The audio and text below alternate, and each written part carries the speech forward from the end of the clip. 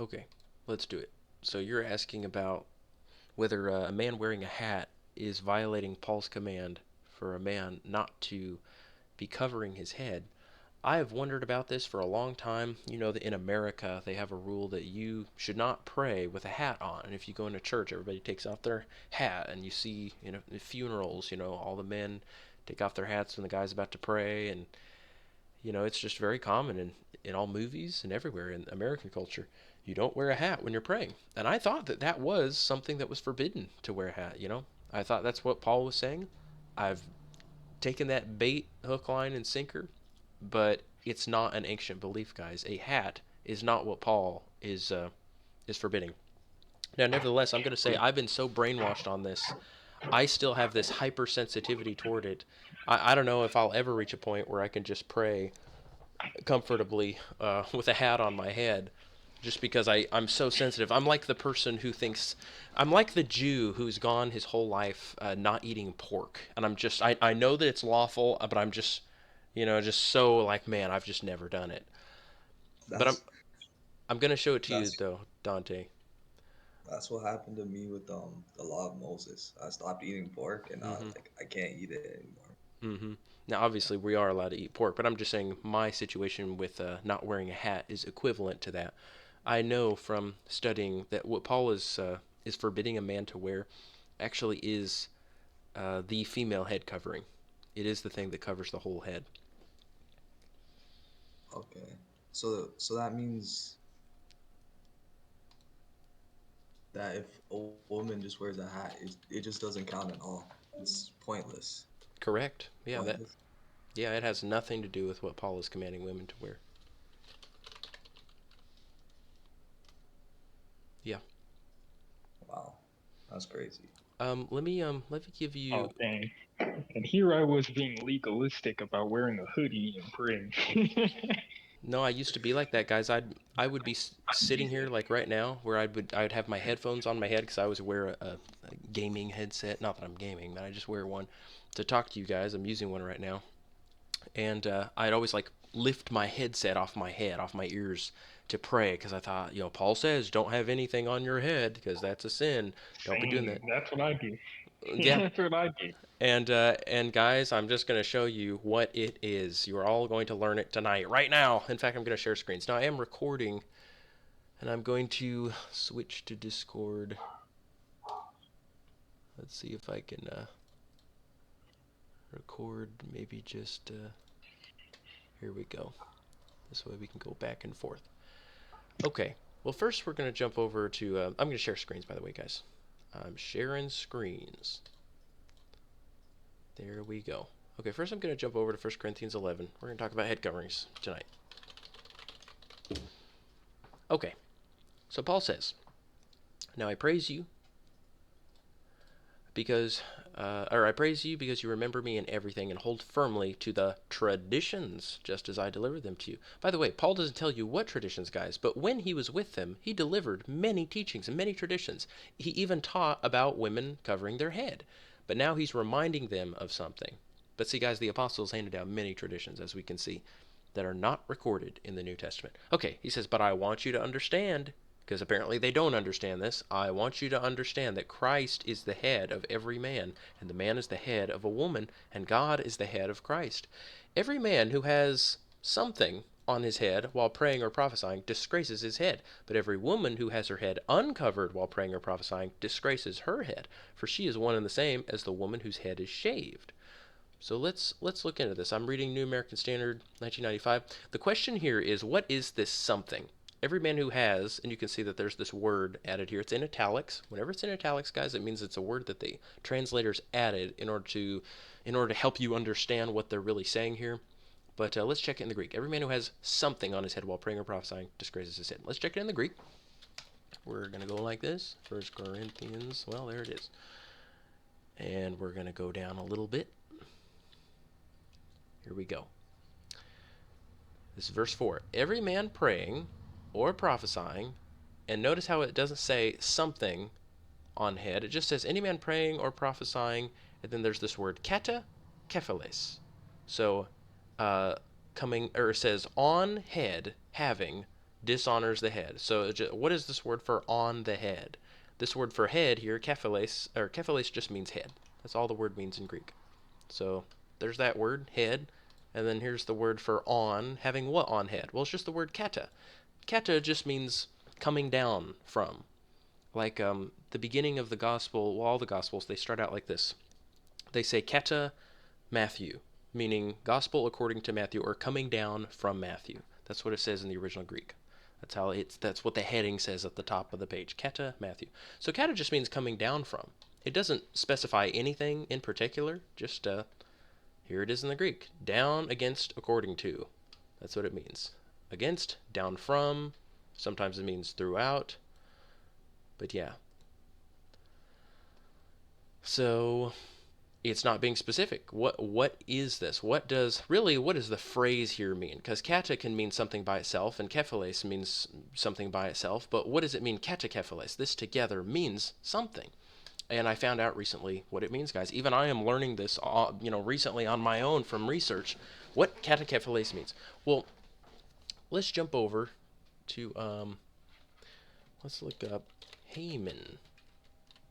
So I found out recently, guys, that this phrase, katakephiles, occurs in Esther chapter 6, verse 12, after Haman, he's called in by the king, King Ahasuerus, and King Ahasuerus asks him, hey, Haman, what should I do? How can I honor the man who the king is very pleased with? And Haman thinks that the king is talking about him. And he says, well, king, if you're very pleased with someone, you should have him be put on a horse and ride out, through the streets and command everybody to bow to him and pay homage to him. And the king goes, oh, okay, we'll do that for Mordecai, my servant. And Haman goes, what, Mordecai? And of course, Haman hates Mordecai. He's very angry and jealous. And so, Haman ends up having to do that. He leads out his worst enemy, Mordecai, on a horse and tells everybody to bow the knee to him, and he leads the horse. And then it says right after that, then Mordecai returned to the palace. But Haman, that's the guy who hates Mordecai, he went home mourning with his head covered. You see how most translations will say head covered? And here it is, kata kephiles, same phrase. Now, this might have been confusing. We might have still had a question like, well, what does that really mean? If it weren't for the fact, guys, that there are some manuscripts, actually most manuscripts, which actually have the word spelled differently. They use a different phrase. It says having his head covered, and some manuscripts don't say katakephiles, but katakekalumenos. Now, kaluma, if you guys are not familiar with the veil video, kaluma specifically means face veil. Moses was wearing a kaluma. Whenever it's a cloth on the head, it's always referring to a face veil. So most manuscripts say katakekalumenos, and kaluma, that part just means, like the kata means coming down, and then the kaluma part means a cloth veil. So guys, this is a full head covering. I mean, it literally is saying he's afraid to be seen in public after this. He was so embarrassed, he covered his head, like you see people doing when they've been when there's some kind of criminal or something and all the cameras are in their face and they're pulling up their shirt or putting something on their head and covering their head. So he did not have a hat on his head. He didn't have a tiny little doily on his head. And I always used to wonder about this. Am I sinning if I'm walking through the park and I'm praying the whole time and a leaf falls off a tree and it lands on my head? Oh no, I have something on my head. I'm dishonoring my head. But that's not what Paul is talking about, guys. And you know this because he's speaking to the Greeks when he says, every man who has something on his head while praying or prophesying disgraces his head. And it turns out, guys, even I was surprised in my research to find this because I always thought it just kind of sounded like some weird conspiracy theory. But apparently, guys, the Greeks really did cover the men covered their heads when they would perform a sacrifice. And not just with a doily. They would cover their entire head with the female head covering. So I'll read you what it says. Let's see here. It says, Dionysius of Halicarnassus, this is 1st century BC, gives a legendary explanation for the Roman custom in his work, The Roman Antiquities. He writes, so he's going to give some legend about what some Roman man did when he was offering a sacrifice and how it created this new custom worldwide where men would cover their heads when offering sacrifices. He says, they say that Aeneas, the son of Anchises and Venus, when he had landed in Italy, was intending to sacrifice to some one or other of the gods, and after praying was about to begin the sacrifice of the animal that had been prepared for the rite, when he caught sight of one of the I don't know all these words, the Achaeans approaching at a distance, either Ulysses, when he was about to consult the oracle near Lake Avernus, or Diomed, when he came as an ally to Donna. So he's saying some enemy started approaching this guy when he was in the middle of offering a sacrifice. And he says, and being vexed at the coincidence, and wishing to avert as an evil omen the sight of an enemy that had appeared at the time of a sacrifice, he veiled himself and turned back. Then, after the departure of the enemy, he washed his hands again and finished the sacrifice.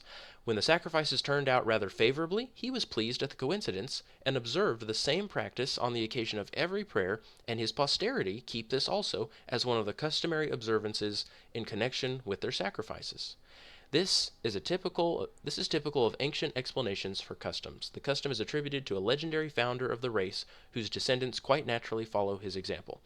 So I wish you would give more detail of about what exactly happened here. But he's in the middle of a sacrifice. He sees an enemy coming toward him, and he goes, "Oh my goodness, it's my enemy! He's interrupting my sacrifice!" And so he decides to cover himself. It says he veils himself, like actually disguises himself, so that his enemy will pass by and he won't be recognized. And then he continues with his sacrifice right after. So it wasn't just some little symbolic doily. So this is some kind of weird custom that they had that actually involved like a full head covering. So I know now, guys, that, especially just from reading scripture now and seeing that katakephiles with Haman, when it says that he completely covered his head, and seeing that it was synonymous, because some manuscripts say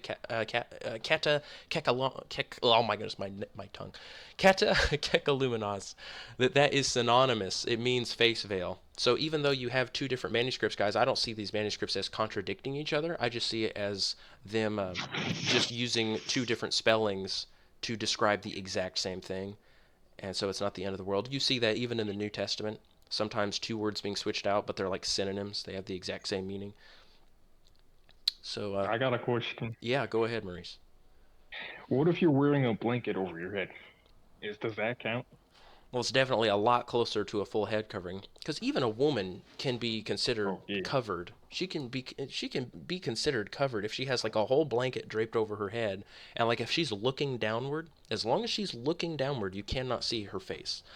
That's what it says in apostolic constitutions, that it says, when you're in the street, make sure you're looking downward so that nobody can see, they can't see your face.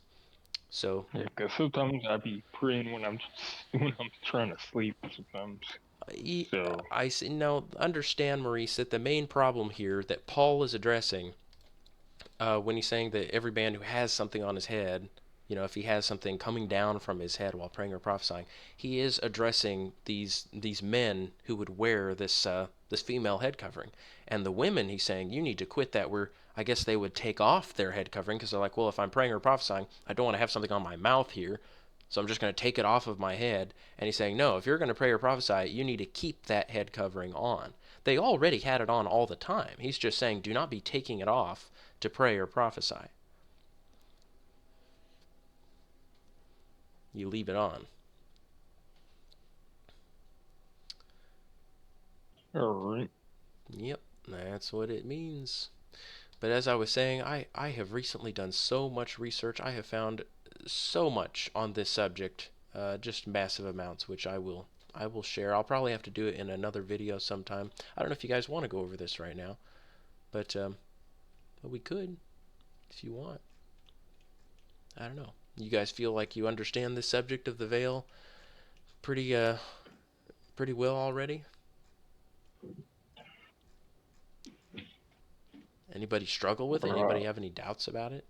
I do have a little bit of questions. Like, what kind of veil does it have to be? Like, what specifically? I've never actually like seen it really, Well, aside from the Maurice, Muslim have you version. seen the veil video? I have, but I haven't seen like the one where it also covers your eyes. I don't know. I don't know how that one works. Well, you don't have to cover the eyes. That's the one thing that all the church fathers agree on. You don't have to, but you are reaching a higher standard if you don't. And even then, if a woman is going to not have a veil on her eyes, if she's not going to be completely covering her eyes, she just should avoid making eye contact with men. She shouldn't gaze in another man's eyes, but, just be bashful and look away. That's the right kind of behavior. But sure, it can look like a Muslim niqab. They call that a niqab. And a burqa specifically is something that covers the face. I mean, even the eyes. I mean, a burqa is specifically even over the eyes like this. Get it? It's like a little screen. Ooh. Get it? That's a burqa. Yep. Yep. Yes, sirree. So, to recap then, katakephiles does not mean anything on the head. This is a bad translation to say anything, but it just means coming down from the head. So that would be referring to both long hair and a hanging head covering that goes over the face. Yes. Because remember, when Haman is doing it, he's wearing this thing because he doesn't want anybody to see what he looks like. He's so embarrassed to be seen in public. It's not just something on the top. God is not some strange ritualistic person that has constant obsession with like little, I don't know, just these tiny little idiosyncrasies of human beings. Or like, you must not have one little tiny thing on your head. What are you going to do? Like, you're just going to check for any tiny speck on your head? Like, if anything on the head really meant like anything, and by the way, they're adding this word anything, but like you could take that to such an extreme to say, if I have a bit of dust on my head, I cannot pray to God. But that's not what God is saying here. He's just saying, Man, don't be dressing like a you gotta woman. get you gotta get the whole brush for that one. You guys know that monks, like if you look up medieval monks, they have this thing like Martin Luther. I'm sure you've all seen him, but they will shave the top of their head. You guys know why they do that?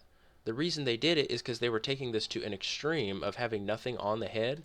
So they would shave the top. They'd say no hair even on the top of the head, just a bald, just a bald spot. That's insane. But I wouldn't go there. well, you can see how some people who are a little superstitious, not really understanding God's heart, not understanding his mind, they would take it to an extreme like this. Now, it's not that this is a sin, but it is a misunderstanding. It is foolishness. God, it's not like having something on your head is like going to block the prayer waves from reaching heaven or anything like that. I mean, but God does see if somebody is I'm not following. gonna lie. Yeah. You know, you just said blocking prayer waves. I Yeah. used to think that if I was outside, I'd be more closer to God. If I prayed outside, technically. You need to read the story of Jonah. Jonah who tried to Yeah. hide from God. At least that's what they say.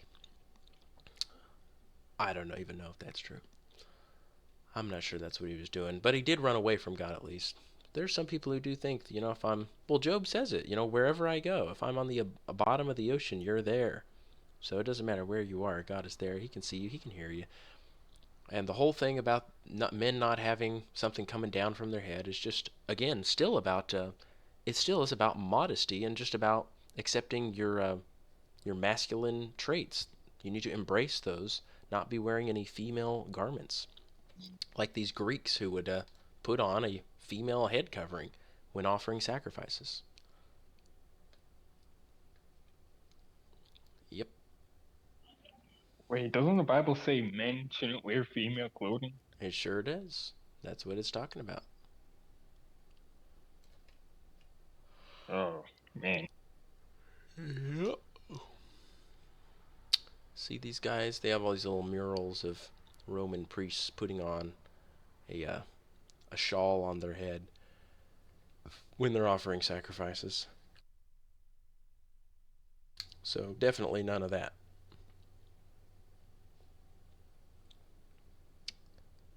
Yeah, I did find some more quotes though. I won't read them all to you guys, but I think it'd be good for you to hear just a little bit more about how women used to stay indoors all the time. This whole thing about women running around outside all the time and getting jobs and stuff, it just never existed. Not even in pagan cultures were they allowing that, let alone Christian cultures. Let me show you some quotes here. This is John Chrysostom. And he's living in the 300s, and the customs of women staying indoors and always being veiled if they ever step outside, covering their face, it was still enforced even in the 300s. So John Chrysostom says this in his book on the priesthood, Book 3, Chapter 17. He says, "Moreover, a father, according to the flesh, has many things which make the custody of his daughter easy, for the mother and nurse and a multitude of handmaids share in helping the parent to keep the maiden safe. For neither is she permitted to be perpetually hurrying into the marketplace, nor when she does go there is she compelled to show herself to any of the passers-by, the evening darkness concealing one who does not wish to be seen, no less than the walls of the house. And apart from these things, she is relieved from every cause which might otherwise compel her to meet the gaze of men." So he's saying she does not meet the gaze of men. "For no anxiety about the necessaries of life, no menaces of oppressors, nor anything of that kind reduces her to this unfortunate necessity, her father acting in her stead in all these matters." You see how the father is her head? Just like if she were married, her husband would be her head. But until then, her father is her head. At least he's supposed to be. Now, some fathers, they just give their daughters up and say, go fornicate if you want. And it's horrible that they neglect them that way, and they don't teach them to value their own chastity. But if any woman has been treated so unlovingly by their father, God will have mercy on you. But this is a terrible thing that so many women are abandoned by their fathers, and their fathers don't preserve their chastity. Anyway, her father acts in her stead in all these things, while she herself has only one anxiety, which is to avoid doing or saying anything unworthy the modest conduct which becomes her. Now, he who commands her to stay always at home ought to cut off these pretexts, providing for her independence in the necessaries of life, and giving her some woman who will see to the management of these things. So you see how she doesn't have to worry about anything like going to the grocery store or anything. Her father takes care of all that because he wants to keep her at home. He says he, the father, must also keep her away from funeral obsequies and nocturnal festivals, for that artful serpent knows only too well how to scatter his poison through the medium even of good deeds, and the maiden must be fenced on every side and rarely go out of the house during the whole year except when she is constrained by inexorable necessity. I mean, wow. She must be fenced on every side and rarely go out of the house during the whole year. Do you guys see anybody doing that except maybe Muslims? It just sounds insane, doesn't it, to us? It doesn't to me anymore. I'm over it. I accept the truth. It's in the scriptures even. And I pointed out here that when Chrysostom says she should be fenced on every side, I do think it's referring to the veil here, even though he explicitly says in 1 Corinthians. They just reference this concept a lot, because he says that she should be not merely covered, but covered over, meaning she must be carefully wrapped up on every side. And Ambrose repeats this sentiment in one of his letters. He also lived in the 300s, and he said, "Virginity is a fertile garden which bears many fruits of good odor, a garden enclosed because it is surrounded on all sides with the wall of chastity." Again, talking about her staying indoors in the house and wearing a veil when she goes out. And again, Ambrose says, "For even by a look, the sanctity of virginity is profaned," meaning if a woman is looked at by another man. And here's a book where he talks about Mary. He has a lot to say about her. He says, "For Mary was unaccustomed to go from home except for divine service, and this with parents or kinsfolk, busy in private at home, unaccompanied by others, or accompanied by others abroad, yet with no better guardian than herself, as she, inspiring respect by her gait and address, progressed not so much by the motion of her feet as by step upon step of virtue. And so too, when Gabriel visited her, did he find her, and Mary trembled, being disturbed, as though at the form of a man, but on hearing his name recognized him as one not unknown to her. And so she was a stranger as to men, but not as to the angel, that we might know that her ears were modest and her eyes bashful. And then, how she also went every year to Jerusalem at the solemn day of the Passover, and went with Joseph. Everywhere is modesty the companion of her singular virtues in the Virgin. This, without which virginity cannot exist, must be the inseparable companion of virginity, and so did Mary did not go even to the temple without the guardianship of her modesty." And then elsewhere, where he's talking about all the wonderful aspects of Mary and the things to admire, he talks about the secret of modesty, the banner of faith, the service of devotion, the virgin within the house. He says these are things to admire about her, that she always stays within the house. Don't be a woman. It is harder to be a woman, guys. It is harder in some ways. It also has less responsibility though, guys. Way less responsibility. If there is a righteous man taking care of his wife or taking care of his virgin daughter, she just doesn't have many cares or anxieties in the world. The only anxiety she has is she just keeps herself chaste until the time when she gets married. And if she already is married, she's just taking care of her children and keeping house. It's a very simple life with very little stress on her shoulders to be the leader and to be providing. That's for the husband to bear. So in a lot of ways, it's harder to be the husband. Like somebody might say, oh, Jesus has it so easy because, he's the husband, and the church has it so hard because the poor church has to be down here getting persecuted and stuff. Well, I mean, Jesus did come down here and live a life and die for his wife. I mean, he did suffer for her. He gave up his life for her. And he still constantly has anxiety for her, wanting to save her, wanting to bring her up, take her up and join her with him. So, I mean, both of them have their own struggles, their own pains. Somebody can say, well, the woman's got it really hard with childbirth. But you guys probably know this, that even if a woman has extreme pain during childbirth, the man also has a different kind of pain. It's kind of like when a parent has to endure their child feeling, going through some kind of sickness or injury. It's very miserable because the parent almost wishes that they could just take it on themselves. It's so difficult to watch somebody go through that. It's not to, of course, degrade or deny the pain that is in childbirth, though. I'm just saying, everybody has their own cross to bear. Here's another one. Ambrose continues in this book where he's talking about virginity. He goes a little bit further. He says, there was lately at Antioch a virgin who avoided being seen in public, but the more she shrank from men's eyes, the more they longed for her. For beauty, which is heard of but not seen, is more desired, there being two incentives to passion, love and knowledge, so long as nothing is met with which pleases less. And that which pleases is thought to be of more worth, because the eye is not in this case the judge by investigation, but the mind inflamed with love is full of longing. So he's saying this is a terrible thing when these wicked people are just all imagining, who is this girl? This girl, this Christian woman who's always staying indoors all the time. Obviously, these unrighteous women were not, but this Christian woman was known to always stay in her house. So some sick young men were starting to desire her. And it talks about how they eventually did arrest her, and they dragged her before a judge, and they accused her of being a Christian, and that's how they got her executed. It says, the day of her crown arrived, the expectation of all was at its height. The maiden is brought forward, and makes her twofold profession, of religion and of chastity.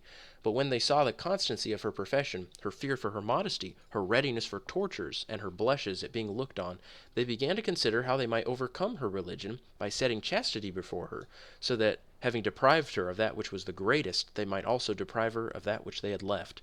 So the sentence was that she should either sacrifice, meaning to the false gods, or be sent to a house of ill fame, meaning a brothel, where there are prostitutes and men who would take advantage of her. And it says, and at that same time, I did skip a little bit here, and at the same time, bearing in mind the words of the Lord, where he says, whosoever shall lose his life for my sake shall find it, she wept and was silent, that the adulterer might not even hear her speaking, and she did not choose the wrong done to her modesty, but rejected wrong done to Christ. Consider whether it was possible for her to allow her body to be unchaste, who guarded even her speech. So he says, look, she's even guarding her speech. She's so chaste, she doesn't even let these men hear her voice. That is very, very chaste. Yes. And then she ends up being killed. And I would just ask any Catholic or Orthodox, because guys, the Catholics and Orthodox, when they depict Mary, they depict her without her veil. They even have this wicked legend. I don't know if you guys have ever heard this, but the Catholics and Orthodox claim that one of their icons was painted originally by the disciple Luke, the evangelist who wrote the Gospel of Luke. They say that Mary actually sat down one day and that Luke drew a picture of her, and that then they made an icon of it. And of course, their icon that they claim, it's it's like it was made sometime in the 12 or 1300s. It's obviously not that ancient. But anyway, what an evil thing to suggest about Mary, the Catholics and the Orthodox, who say that the Virgin Mary would do that. I mean, you guys can read about virgins right here. You can watch the veil video and hear about all these righteous women, these virgins who never stepped outside of their houses. And even Ambrose, when he's talking about this righteous virgin here, before he even gets to her, he starts talking about Mary, how she always stayed in home. She always stayed in the house. She was very chaste. And yet the Catholics and Orthodox today, they degrade Mary. They pretend that they venerate her, but they degrade her by saying that she would go around unveiled, or that she, even worse, would actually have a man paint a picture of her face, that she would unveil herself and prostitute herself in that way. So don't let anybody tell you that that we degrade Mary, and don't believe them when they pretend to venerate her. They degrade her more than anybody, because Mary was a virgin. She stayed veiled. I mean, she was a Jew, and the Jewish virgins were extremely strict about that. I mean, if you were to say that she was not veiled on her face, you'd have to say that she was exceptional among Jewish virgins, and that she was like the only one not veiling her face. So of course we don't believe any of that Yeah, nonsense. those Mary prayers were weird, man. They're calling like, "Mother, please control me." It is. It made me. I was rewatching that stream yesterday. It does make me uncomfortable just hearing that. Yes, I mean, I don't even want to read that garbage out loud, but it's good for you to hear it, guys. And I'm not sinning by reading it out loud. I mean, I've read the words that are blasphemy of the Holy Spirit before, but I'm not saying them in my heart. I'm just reading what the Pharisees have said. So I'm reading it for you guys. I don't want to taint you with too much of it. I want you to be provoked just enough by it to say, I would never join the Catholics or the Orthodox after hearing that. Yep. Yeah, never. I've never once considered it. Mm-hmm. Well, good.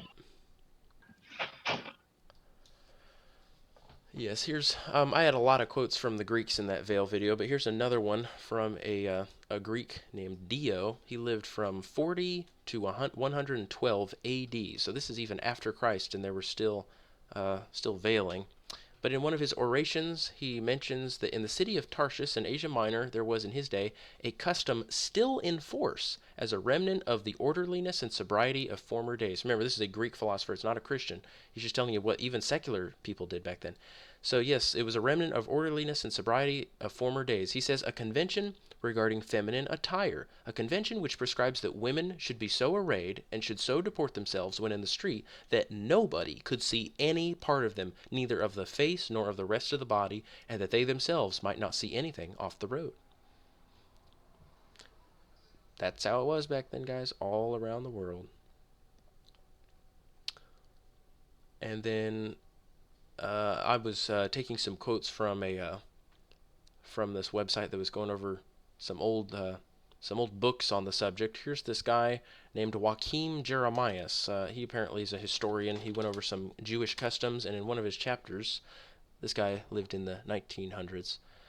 But he goes over one custom. Of course, if he's going to talk about Jewish customs, he's going to talk about the face veil. So naturally, at this part, he says that Eastern women take no part in public life, and this was true of Judaism in the time of Jesus, in all cases where Jewish families faithfully observed the law.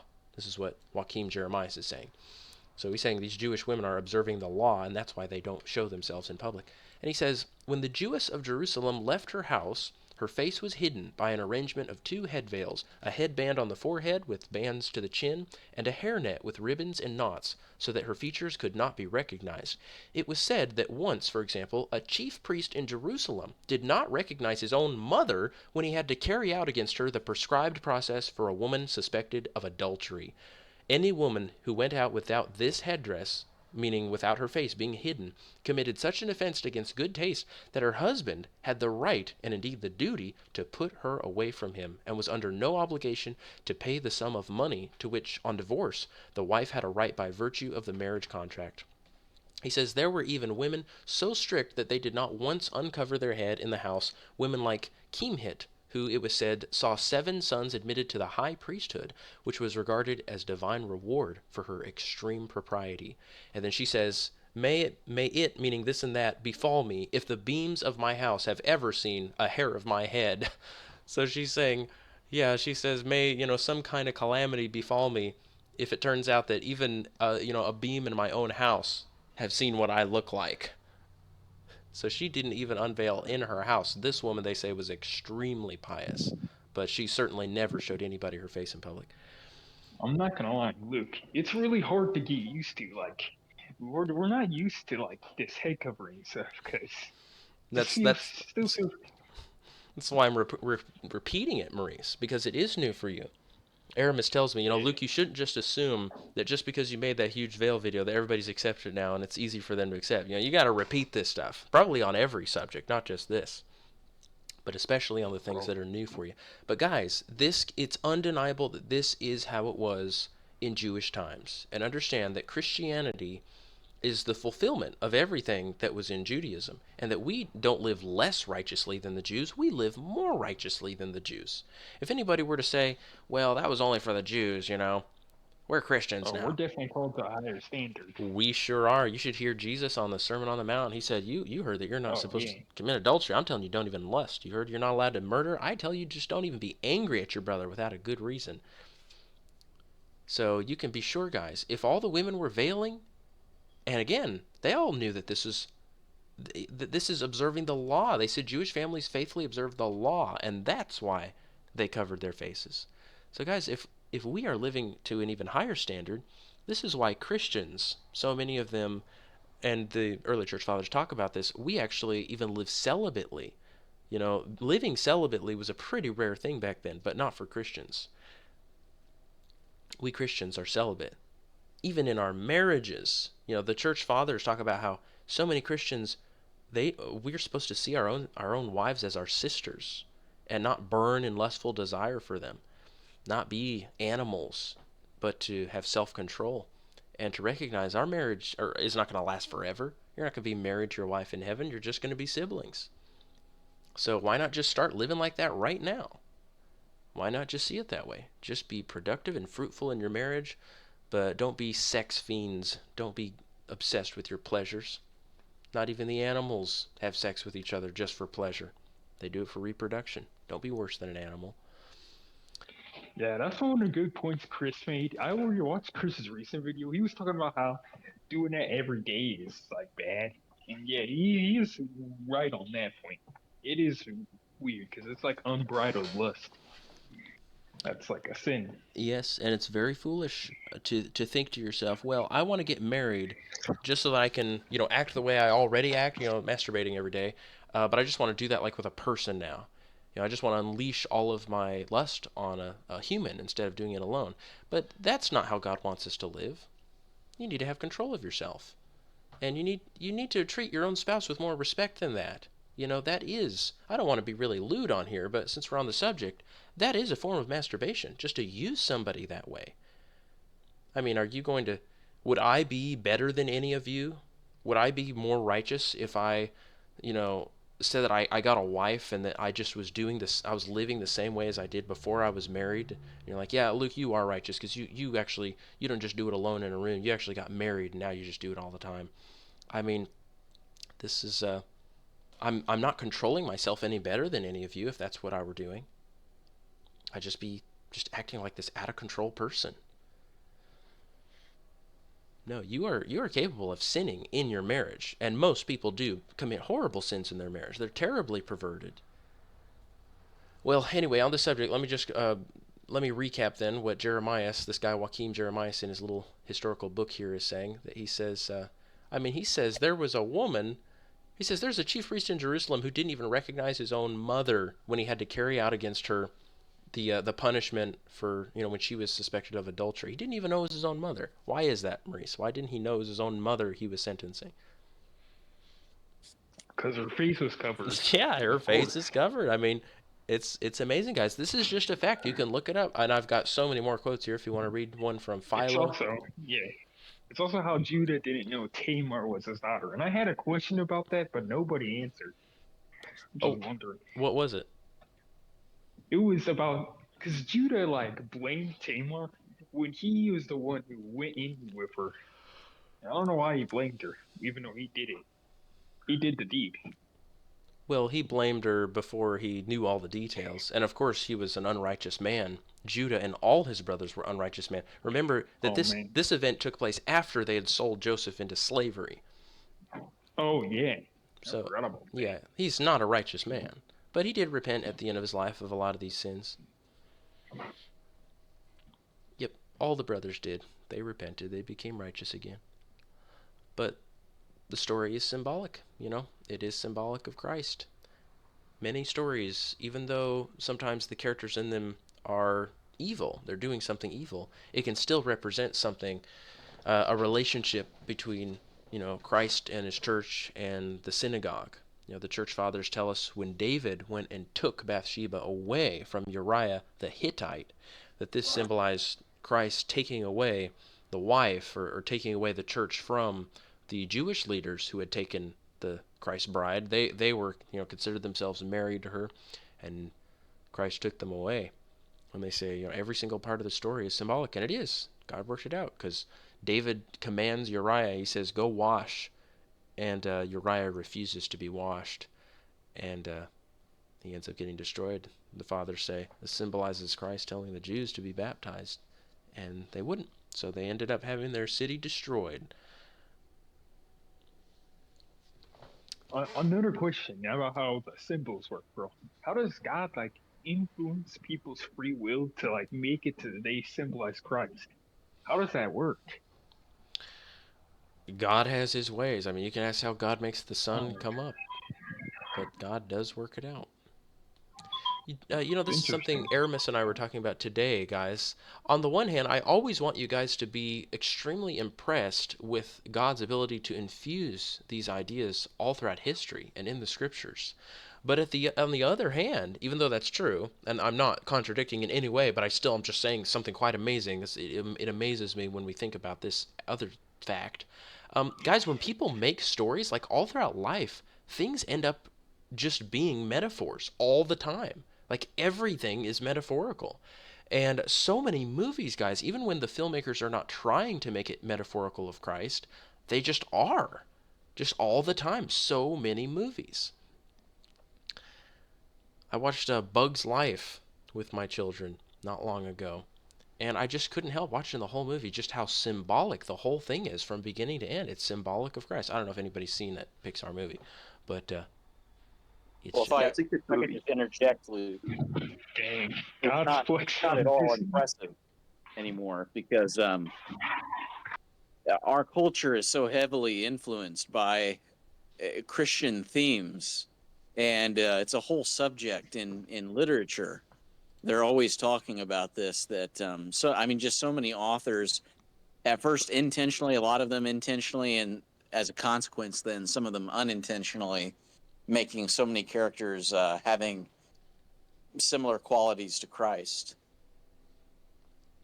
mm-hmm. But it's just a consequence of Christianity just taking over the whole world, that it's just had this lasting impact like this, that it's infected even stories now. Yes, I know that's true, Nolan. I just also know that it's just part of reality. Like every story is kind of just telling back the story of reality, and everything that Christ accomplished, what he accomplished encompasses so many things that if you make a story, even if it's, I mean, it can be in any category, like any kind of story, it will end up resembling Christ in some way.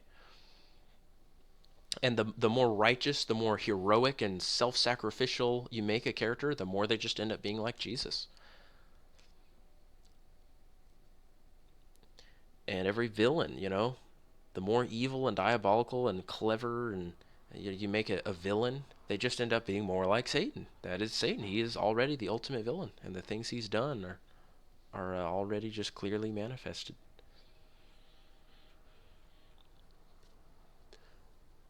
I won't talk about the symbolism of Bug's Life, though, if nobody's watched it. But it's just every movie. So many stories. Almost, I would say, every story. But I'd say those movies and those stories that are just not meaningful, I'd say the reason why they're not meaningful and why people say that was lousy is because it doesn't represent reality. It doesn't represent the true heroes. It doesn't represent the true struggle between good versus evil. Christ versus the devil. And us versus our flesh.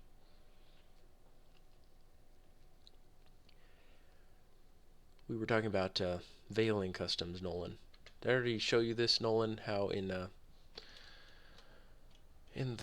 Greek, when it says a man should not have anything coming down from his head, that there are multiple manuscripts. Some of them say katakephiles, which means coming down from head. And yet some manuscripts say katakekalumenos, and kalumenos, is the same word for a cloth veil. It's the one that's over Moses' face. And so really they're the same thing. It's saying that Haman went and covered his head. He covered his face as well.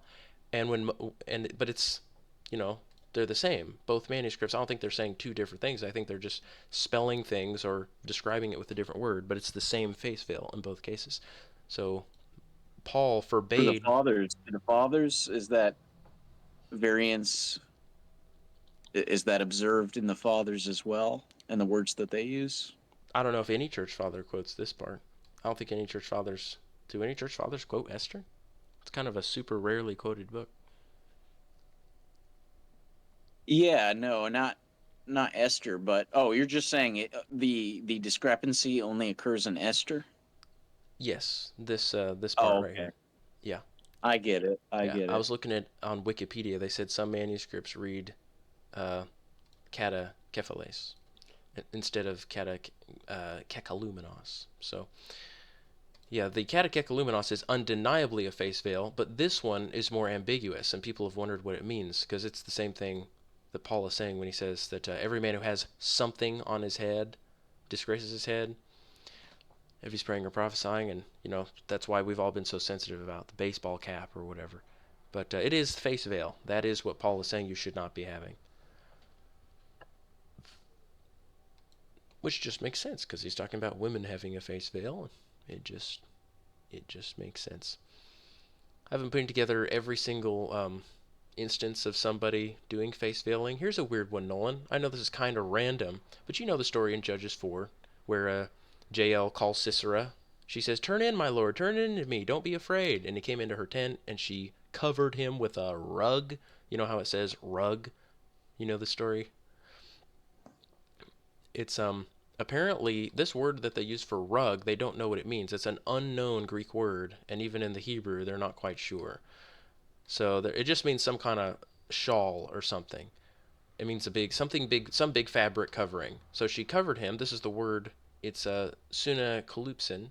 So it's a word very similar to just calypto. It just means she hid him. And then he says to her, "Please give me a little water to drink, for I'm thirsty." And she opened a bottle of milk and gave him drink and covered him. Again, using the same word. But we're wondering, how does this read? I was surprised when I was reading this because I always just assumed she wrapped him in some big rug or something because I was always reading Masoretic for so many years of my life. But it really sounds like she's dressing him in women's clothing. And if you doubt me, read the next part. In the Greek, it says, they say she covered him. That's not what it says in the Greek, guys. This is the English translation, and she covered him. Here's what it says in the Greek. It says, Kai sunakalupsin, the prosopon, afto, or aftu. So it says, and veiled the head of him. And veiled the head of him. And here, when they're translating in English, they just say, and covered him. But no, it says, and veiled the head of him. And actually, not just the head, because prosopon does not just mean head, it means face. It means countenance. Whenever it says somebody's countenance had fallen and they had become angry, it's always the face. So, yeah, that's what it says. And then I think it's very clear because the next verse says, he said to her, "Stand at the door of the tent, and it shall be when any man comes and inquires of you," or rather it says, if anyone comes and inquires of you, and says, "Is there any man here?" that you shall say, "No." So he's sitting there, and they're like, "Hey, you woman, any man around here?" And she's like, "No, no man around here." But he's sitting there in the background pretending he's a woman. Anyway, lots of instances. I've been making a list of all the times it talks about women or anybody with any kind of head covering. There are a lot. I mean, nobody even denies that. I don't think anybody in any denomination would deny there are a lot of women with face coverings throughout the Old Testament. They would just fight and say, well, we're just not required to do it here in the New Testament. That's all they'd say.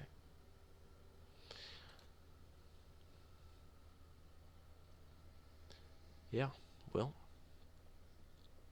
there's much more to say about this. Might as well do some more revelations on the veil. If you guys want to hear some more on this, let's see here. Let's read the Philo quote.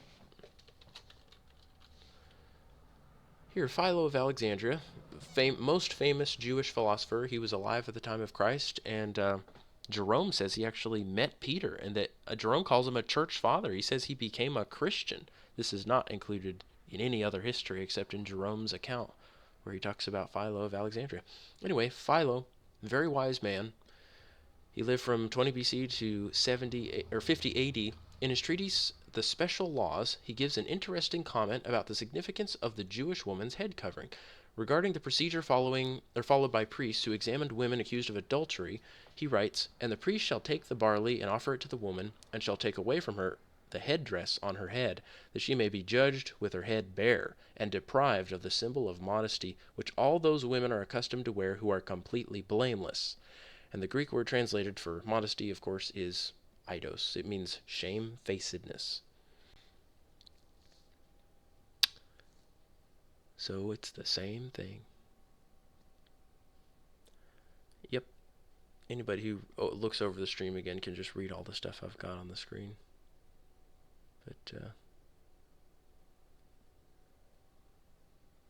yeah, apparently a lot of manuscripts, guys, actually just flat out say that when Paul says a woman should have authority on her head, that word for authority here is actually in many manuscripts of the church fathers. It just is actually just kaluma, which means face veil. A woman ought to have kaluma on her head, meaning face veil. I was shocked. I thought I had to make this big complicated argument. I mean, I feel like that's a done deal. The fact that so many of them have kaluma instead of the word for authority, which is exousion. So it would be Irenaeus, who has it in his manuscript just as a woman ought to have a face veil, and then Hippolytus, Origen, Chrysostom, Epiphanius, Jerome, Augustine, and Venerable Bede, as they call him, and possibly more. So they just have it as a woman ought to have a veil, and the word is kaluma, face veil. Quite shocking. Very shocking. But good to know. Just more confirmation if anybody's not convinced that it is a face veil. Yep. Yep. Hey, Well, Luke, yeah. What is the it? video I posted in chat, is it a good video? Should I watch it? Let me see what you posted. It's called Theological Dark Web. Oh boy, we've been on this, guys. All right, so This with Yeah, us they talking just about? recommended.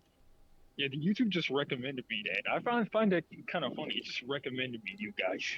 That's kind of.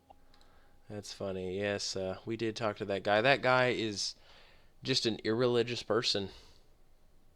You know, there's some people who like to talk about Christianity, guys, in a very academic way, but they are just totally irreligious. They have no faith.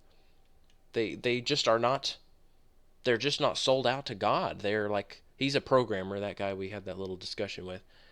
He's a programmer, and you can tell he doesn't have much of a relationship with God at all. He just is this dead, spiritually dead person. So I wouldn't really waste my time listening to it. We didn't make much headway with that guy. But Christian's in it if you like to see Christian. Or if you just like to see our little faces. We're in that. I even forgot we did that. Yep. Well, we can go on to a different subject, guys. I just wanted to share a few of those things with you from some of my findings. Luke, Yes, who is that? Dante. Yes, Dante. I was wondering if you could go over biblical masculinity sometime. Sure. Well, a woman can be masculine to a righteous degree, Dante, as long as she is still veiling herself, of course. We're not talking about her wearing men's clothing when we say a woman should be and can be masculine. But women should be strong and courageous and brave and hardworking. But you know, masculinity is it just means to be not given to pleasures and softness and wanting to be comfortable all the time, but somebody who is willing to do difficult things and to be in uncomfortable situations, and who, like a baby, isn't always just asking for everything to be comfortable and soft and perfectly accommodating to all of his desires, but somebody who says, well, it's a difficult situation, it is uncomfortable, and I'm willing to push through it. So women are accommodated because women are more sensitive. God made them to be physically more sensitive than men. You know how that stereotype of women always complaining about the temperature in the house or saying it's too cold, and men are just always warm. Men, God even made them hairier and just more rugged and just stronger. Men are very muscular. Women, how much? I think they say that there's some large percentage of women. I want to say it's like 30%, but a woman's body, more of her body weight is composed of fat than a man, just naturally. It's not her fault. It's just how God made women. Women are soft and squishy, and it's so that they can hold babies and cuddle them and take care of them. And men are made more of muscle. That's how they are. Men do all that hard outdoor work, but women are made for the indoor work and for housekeeping and for domesticating the house and making it a nice, comfortable place. And that's just the difference between men and women, that God made the man to be the one who does those scary things, those very life-threatening things, whereas the woman generally, she doesn't have that many difficult things to do, except the most difficult thing is just childbirth. That's the really hard part. And in the few hours that she does her childbirth in, she has like all of the work of a man condensed into just a few hours. Like all of it just concentrated and intensified in a few hours. But generally, she has a pretty easy and peaceful and calm life, and it's her job to nurture the babies and give them a good, comfortable environment to grow and be healthy. But the man's job is to come along and challenge those kids and take them out of the comfort zone and to say, I'm going to give you laws, I'm going to give you discipline.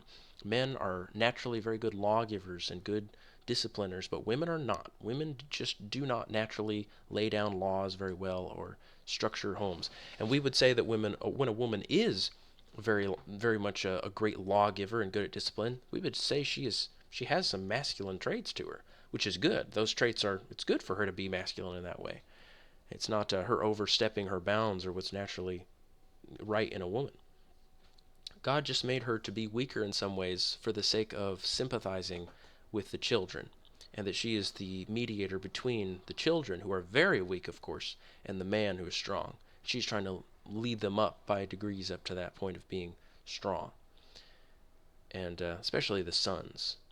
But the dad, the dad goes in there, and that stereotype of dad picking up kids and liking to like throw them in the air, and women, the moms are always like, oh, don't throw my baby, and the dad says, nah, I gotta throw him. I gotta roughhouse with him. I gotta wrestle with him. That's just how it is. If the dad doesn't do that, if the dad doesn't, take the kid and throw him in the river in order to teach him how to swim, then the kid is just going to be a big softy and a weakling if he's always with his mom. This is very true, guys, about guys who are raised by their mothers. Their mothers don't really challenge them or cause them to grow. Those men end up being very soft.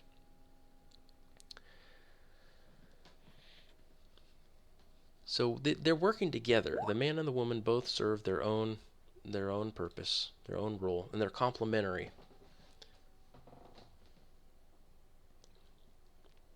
And masculinity is not just having a beard, although that's something you should have, Dante. You should not be shaving your beard. But masculinity is so much more than that. But if you want to talk about beards, we can talk about that for a second here, since it's essential, and it's one of those ways that masculinity is so ruined. But just in general, men who are obsessed with their physical appearance and just beautifying themselves in front of the mirror, spending an hour every day plucking hairs on their forehead or on their chin and putting in all the shampoo and the ointments on their hair and the perfumes, the cologne, going to the store and like picking up all these different shoe styles and shirt and pant styles and saying, I'm stylish, I'm following the styles. This is just very foolish. It's a waste of money, wasted time, it's very vain, and you're attracting very carnal eyes to look at you, both men and women, to look at you. And you know what? You're never going to find real friends if you do that too. If you are a big, soft, effeminate man, because, we're not just, effeminacy is not just wearing a dress. A man can be effeminate if he's just obsessed with his appearance and always wanting to look pretty. A truly masculine man just couldn't care less about looking pretty. Christ sure didn't. Christ came down as an ugly man. And all the apostles and every righteous man in history has not cared about combing his hair all perfectly and making that little poof in the front or whatever they do. I used to do it. I'm done with it now. That is effeminacy. It's weakness going around I always. kind of find it weird. Yeah, Maurice? You know how Chris kept his friends? Why is he so focused? Chris does what? Chris LaSala? Yeah, he like kept insulting her. Well, I guess he's one of those very carnal men who is obsessed with physical appearance. But it's very manly, very masculine to not care about your physical appearance, even if you can't grow a big, thick beard. And I certainly can't. It's admirable when a person doesn't disfigure their face in order to look perfect. I'm never going to do that to myself. What should I do? If I am a burn victim and I just have a very ugly face, should I just try to get plastic surgery to try to make myself look like a supermodel? No, I'm not going to care. This is a temporary life. I'll get a new body later on. Just don't worry about your looks. Your looks do not matter at all. Not to God, and they don't matter to any Christian brother or sister either.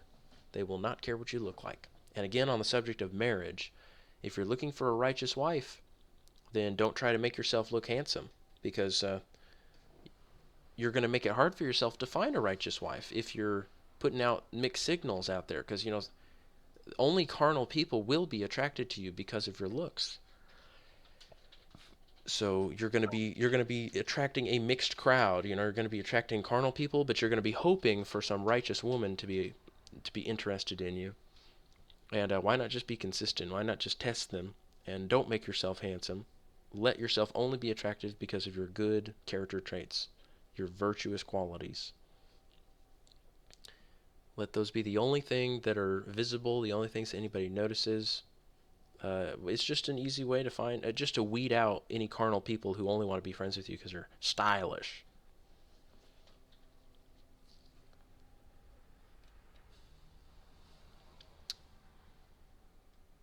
Yes, you guys want to read some quotes about beards? Here's an ancient Hebrew proverb: a woman with a beard looks like a man. A man without a beard looks like a woman.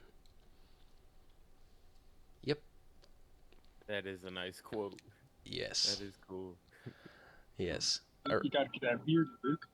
I wish I could, guys. I would say pray for me, but you know what? It's my own humiliation. I'm in this life. I must go through it always looking like a little boy. I accept it. It's okay. Hey. Once you start to lose it more on top, it develops more on the bottom. At least Hey, that's what I hear. I've tried that. I've tried like pulling it and see if the hairs will come down. No. Oh man. All right. Well, let's see here. Here, I wrote a little script here. Well, we're gonna make a script, but guys, people who shave their beards really are only a few steps away from being a transgender, a tranny who wears a dress, because the beard is a type of male clothing. You know how in the scriptures in 1 Corinthians 11 it says that a woman's long hair is given to her as a covering, and Paul uses the word, it's a Greek word that means like a shawl or a blanket on her head. He's saying that God has given her a natural type of clothing on her head, a natural veil. So if a woman's hair on her scalp is natural clothing, then you should accept that the beard is also a natural clothing for a man. And if a woman chops off her hair, she's making herself like a man. She's chopping off a feminine trait of herself. And in the same way, if a man chops off a characteristic of his manhood, his beard, then that's like a precursor to transgender surgery. Cutting off the beard is one step away from transgender surgery, because that is a token of your manhood.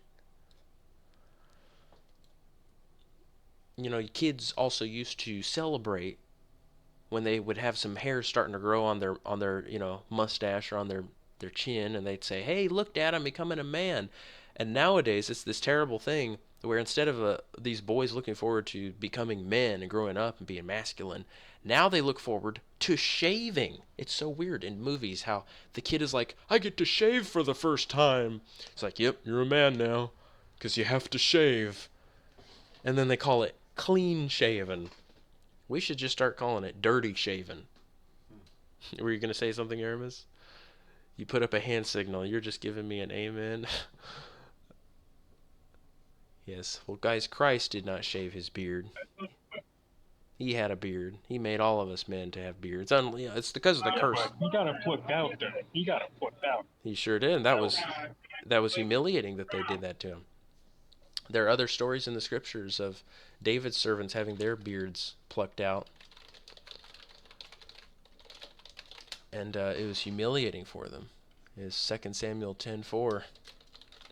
It says, And Anan took the servants of David and shaved their beards and cut off their garments in the midst as far as their haunches and sent them away. And they went back there, and David was just furious when he heard of how disgracefully, how they had insulted his servants by shaving their beards off. People used to consider that humiliating. And nowadays it's like, somebody could walk up to you and chop off your testicles, and people today would be like, nah, it doesn't bother me. It's fine.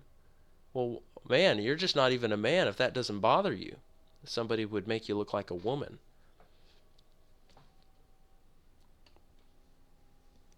You don't do that to yourself. Do not be shaving off the token of your manhood. And it's in the scriptures. God says in Leviticus 19:27, you will not shave around the sides of your head, nor will you disfigure the edges of your beard. There, he's not even just talking about shaving. He does say don't shave the sides, but he says don't even disfigure the edges of your beard. It's Leviticus 19:27. And in 1 Timothy 1:7-8, Paul says about the law, because guys, some people are going to, of course, say, oh, yeah, that's just the old covenant law. You don't have to worry about that. We can go ahead and shave it. Okay, guys, this is natural law. This isn't like some kind of law that God just invented. Beards didn't just start growing on people's faces after Moses' time. They've always been growing on people's faces. And just in the same way that women should always have long hair, not just after the law of Moses, men should always let their beards grow. It is effeminate to be shaving your beard. And Paul, of course, condemns the effeminate. We're about to read it. He says the effeminate will not inherit the kingdom of God. It's a serious issue, guys. The word for effeminate just means soft. Did you know it means soft? It literally just means soft, like in the sense of clean shaven. That's what effeminate means. Soft. Like smooth. Okay. Paul says they want to be teachers of the law, but they do not know what they're talking about, or what they so confidently affirm. But we know that the law is good if one uses it properly. And we do follow the law properly. And we follow the laws about being manly, being masculine, even more than the Jews do, because we understand the spirit of the law, not just the bare letter that says, hey, don't shave your beard. We understand everything even beyond that. We understand the principle of manliness, not just the letter. And Paul again says, a little bit later, he says, realizing the fact that the law is not made for a righteous person, but for those who are lawless and rebellious, for the ungodly and sinners, for the unholy and profane, and whatever else is contrary to sound teaching according to the glorious gospel of the blessed God with which I have been entrusted. So he's reminding them, guys, the only reason you needed laws written like this in the first place is because some rebellious person, some lawless person, some ungodly sinner had decided to shave his beard. Don't say, we don't, that's just the old covenant law for those stubborn Jews. Well, that's not good for you if you're not even living as righteously as the Jews. And there are many things in the law that carry over, like, that God forbids bestiality. He shouldn't have to mention that you're not supposed to sleep with an animal, but he still tells you. Are you going to go, start doing it with animals just because it's in the Old Testament? Give me a break. Old Testament also tells you not to wear women's clothing. Here's 1 Corinthians 6:9. Paul says, or do you not know that the unrighteous will not inherit the kingdom of God? Do not be deceived. Neither fornicators, nor idolaters, nor adulterers, nor effeminate, nor homosexuals. See, they're two separate things, guys.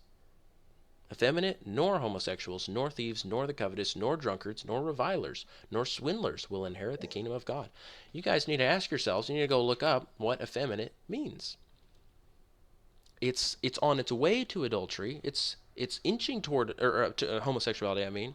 It's not actually homosexuality, but it's approaching homosexuality.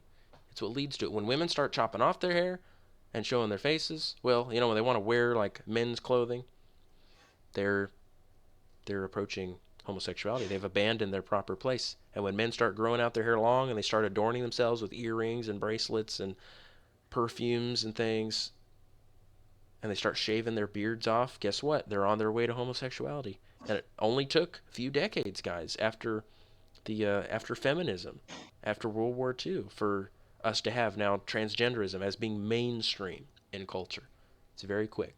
But also don't be stuck on the slippery slope issue either and just say, well, yeah, it's bad because it's a slippery slope and it eventually leads to something even worse. Oh no, it's bad all in itself just to shave the face. I'm just pointing out the fact that these horrible evils lead to even greater evils after enough time goes by. And you should see that all the horrible evils in life that take years to be progressed to, they begin with these fundamental evils of people shaving their beards off. They do start there. So God says in Deuteronomy 22:5, "The apparel of a man shall not be on a woman, neither shall a man put on a woman's dress, for everyone that does these things is an abomination to the Lord your God." And somebody might say, well, come on, it's just a little beard. Come on, all I'm doing is putting on a little dress. Can a piece of cloth really be sinful to put it on my body? That sounds a little extreme. Nolan always makes a good point about this. He always points out, guys, the first sin that was ever committed in history, which caused death to enter the world, and every kind of disease and every kind of sin after it, the first sin ever committed by a human being was just eating a fruit. So don't say to yourself that this is a small thing. Oh, it's just a little bit of effeminacy here. It's not that bad. No, it's destruction of God's creation. It's destruction of the human body, the way God made it.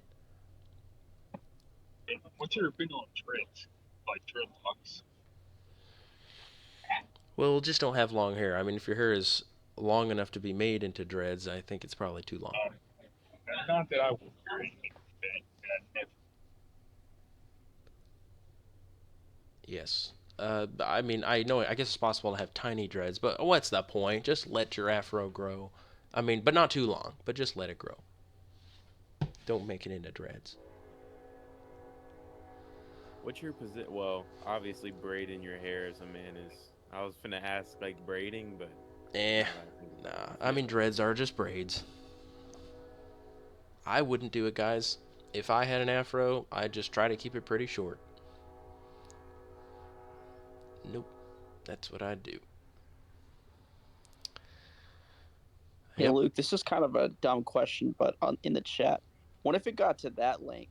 Are you allowed to cut it past a certain point? What do you mean? Oh, Just this look at length? the chat. Like a really long beard, really, really long. Yeah. Guys, we're about to read Clement of Alexandria. He says you should never be doing it, and if a man is going to trim his beard, he had better never shave it. To just get rid of all hair on the face when you're a man is effeminate. But I guess you can test God if you want. You can just trim it. That's my final answer. Don't test God. You shouldn't test God. I don't want to. No, I'm good on that. I'm good. All right, likewise Leviticus 20, and whoever shall lie with a male as with a woman, they have both wrought abominations. Let them die the death. They're guilty. By the way, on the subject of this massive beard this guy has, I mean, guys, people used to be so proud of that. They used to say man, look at my beautiful beard. This is a sign of my age, my wisdom. People used to respect somebody for having a beard. There are these quotes from the Greeks. There's this one story of a young man walking up to some of the elders while they're in the middle of a discussion, and they say, "Who is this beardless?" And he walks up and he's all bold and he just starts talking to them. He's talking while the old men are in the middle of a discussion, and they're like, "Who is this beardless punk coming up here and talking to us?" And they point out the fact that who doesn't have a beard dares to speak in the midst of men who have beards. You should be proud of your big beard. It is a token of your age, and it's supposed to be a sign of your maturity, because the older you are, the wiser you're supposed to be. Unfortunately, it's not true, though, about a lot of men who do have beards. They're not wise at all. Yes. we don't reject the Old Testament law when it says men shouldn't be lying with women, or men should not be lying with a man as he lays with a woman, or vice versa, or bestiality. I won't put the quote here, but these are laws against nature, guys. Laws against nature are the worst kinds, or the sins against nature are the worst kinds of sins. Like, why is it so much worse to kill your own parents? Why is it worse killing your own parents or your own child compared to just killing some other stranger or some enemy out in the world? It's worse to kill your own family members because this is such a great perversion against what is natural and good that you should have a special love for your parents and your children. They should be cherished more than anyone. And I mean, you're desecrating the temple of God. You're attacking your own body when you try to take away a symbol of manhood. Be careful of sins against nature.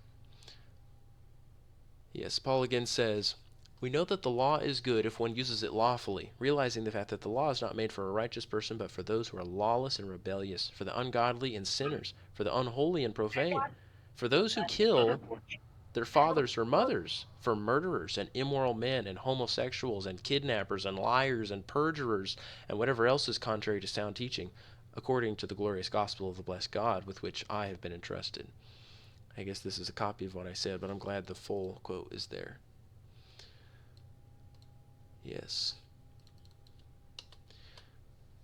And Paul says, and be not conformed to this world, but be ye transformed by the renewing of your mind, that ye may prove what is good, or prove what is that good and acceptable and perfect will of God. I should add Romans, though. I should. Let me turn off the footnotes here. Footnotes.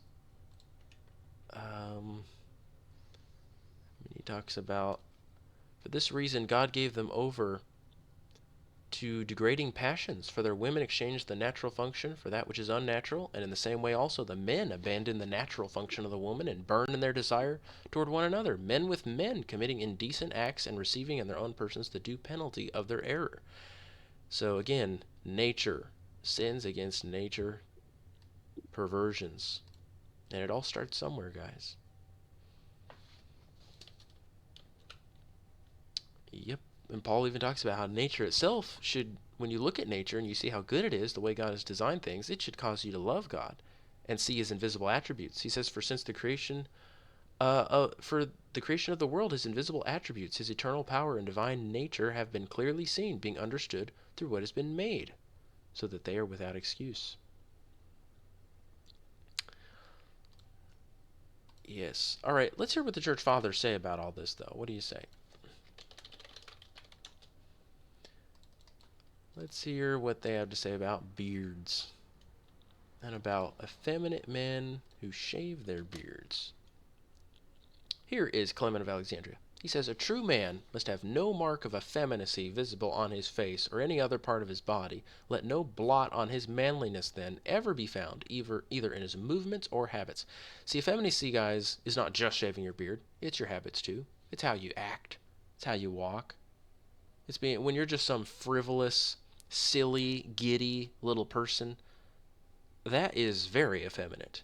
When you're childish and weak, and you complain about any kind of discomfort, when you're always like walking by, like everybody can see you always, whenever you're near a mirror, you always check the mirror to make sure, your hair is perfect.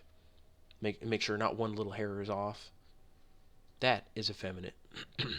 Clement says, how womanly it is for one who is a man to comb himself and shave himself with a razor for the sake of fine effect, and to arrange his hair at the mirror, shave his cheeks, pluck hairs out of them, and smooth them. For God wished women to be smooth, and to rejoice in their locks alone, growing spontaneously as a horse in his mane.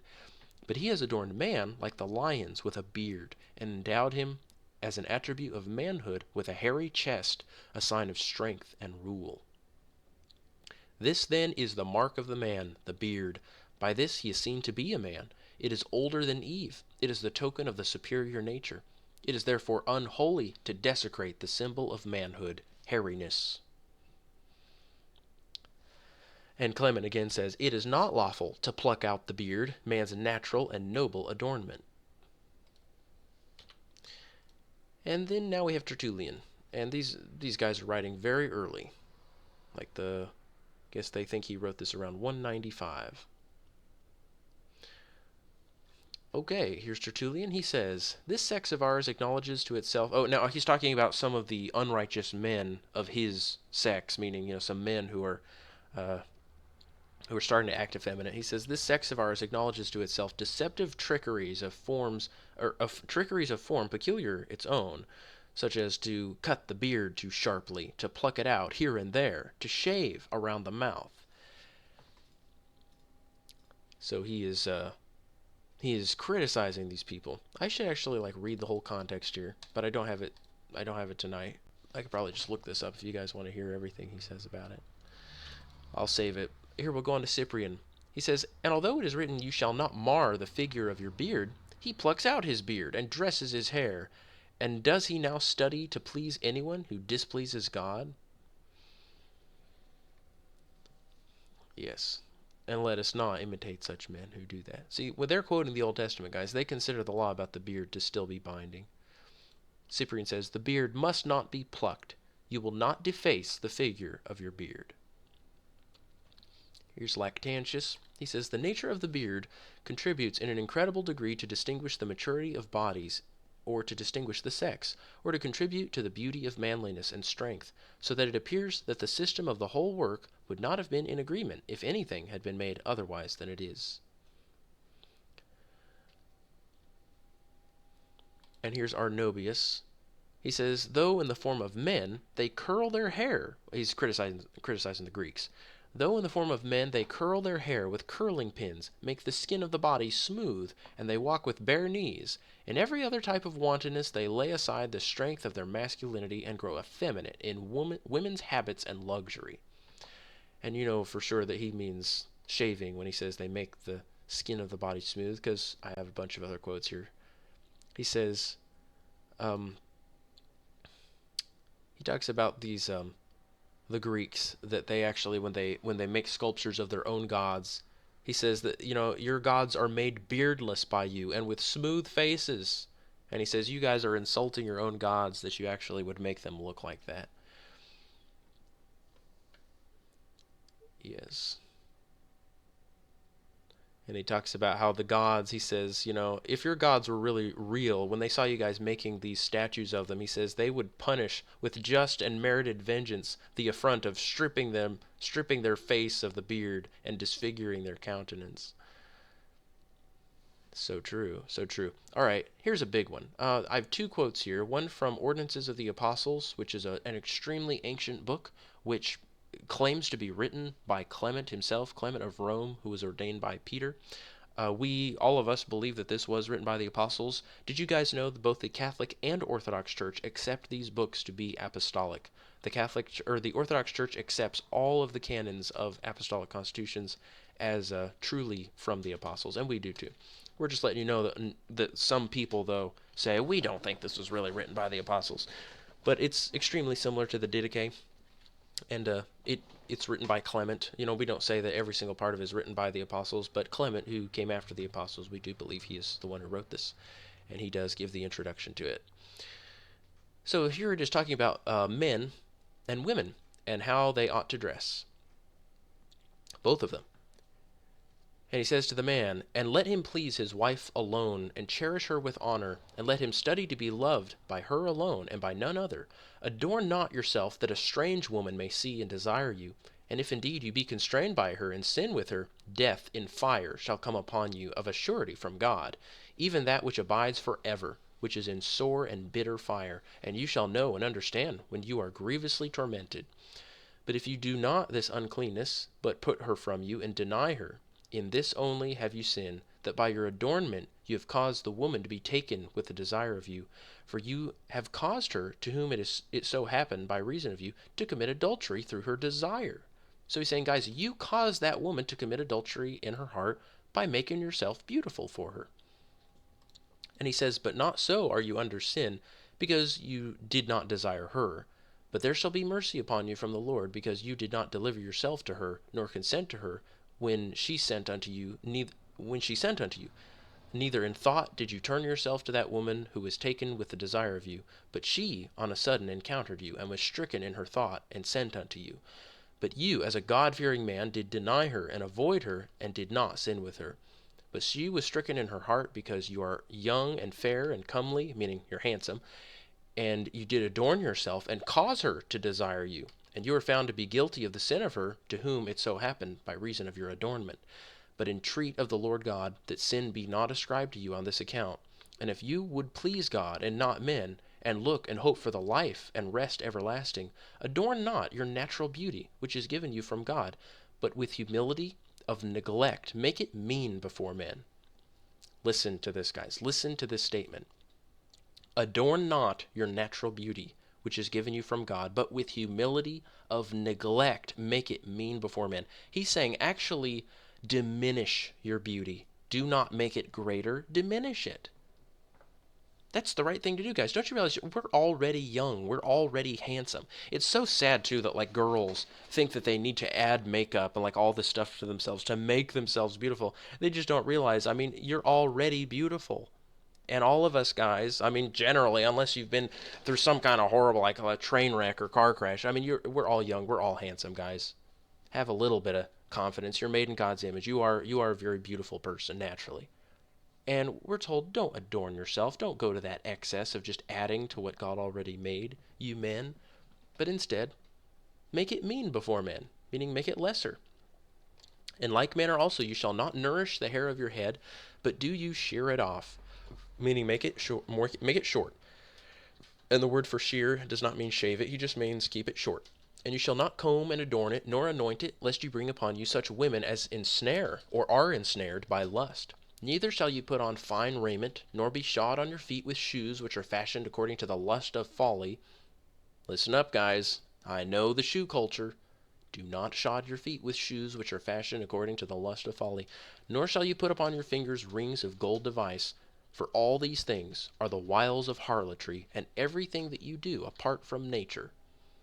For to you, a faithful man of God, it is not permitted to nourish the hair of your head, and to comb and smooth it, which is a wantonness of lust. Neither shall you arrange and adorn it, nor adjust it, so that it may be beautiful. And you shall not destroy the hairs of your beard, nor alter the natural form of your face, and change it to other than God created it, because that you desire to please men. But if you do these things, your soul shall be deprived of life, and you shall be rejected before the Lord God. As a man, therefore, who would please God, take heed you do no such things, and avoid all those things which the Lord hates. Well, that about did it for me. I said, all right, I'm done. No more shaving. I used to say, I just can't grow a beard, so I'm going to shave, But don't think like that. And trust me, I'm pretty sure all of you guys can grow a better beard than me. I've never met somebody who grew so little hair as myself. Somebody going to say something? Was that you, Maurice? No? Okay. We're going to keep going. It's way too loud. I can't speak. That's okay, Maurice. Hopefully everybody else can still hear. We continue. This is Apostolic Constitutions. Again, this is like almost exactly the same as Ordinances of the Apostles, but other manuscripts of these same traditions that the Apostles handed down are found in other books, and literally, guys, they are word for word the same, but they're just found in different parts of the world. This same tradition. Sometimes it goes by the name Ordinances of the Apostles, but sometimes it goes by the name Apostolic Constitution. So here it is. It says, men may not destroy the hair of their beards and unnaturally change the form of a man, for the law says, you will not deface your beards. For God, the Creator, has made this decent for woman, but has determined that it is unsuitable for men. But if you do these things to please men, in contradiction to the law, you will be abominable with God, who created you after his own image. And there are more quotes, but I just threw together some of these. Here's one from John Chrysostom. This is the only beard quote I could find from him, but I'm sure he has more. I'll have to do some more research. But he says, just think now, what a disgrace it would be for a man having a flowing beard and with staff in hand and cope on shoulders to go to school with children and be set the same tasks with them. Would it not be above measure ridiculous? And I was just saying, why would it be ridiculous? Because an old man ought to be the instructor, not the student alongside children. But if this is obvious, then the antithesis should also be obvious. It would be disgraceful for anyone in a position of leadership in the church to have a shaved face. And Augustine says, and these two, Chrysostom and Augustine, they're post-Nicene, but they're saying that, they're in agreement with the early church in this regard. But Augustine says, the beard signifies the courageous. The beard distinguishes the grown men, the earnest, the active, the vigorous, so that when we describe such, we say, he is a bearded man. So that would be a compliment back then. Well, if only people would embrace this very noble and respectable part of themselves instead of destroying it.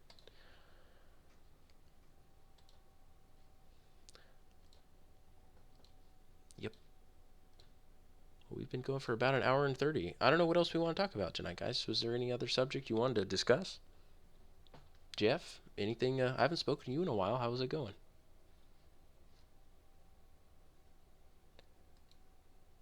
Or anybody? Good. How have you been? Things are good. Things are very good. I study every day, putting together lots of quotes. Yes, Maurice was saying women are flirting with him and he doesn't even adorn himself. Yep, I know. You guys don't need to add anything to yourselves.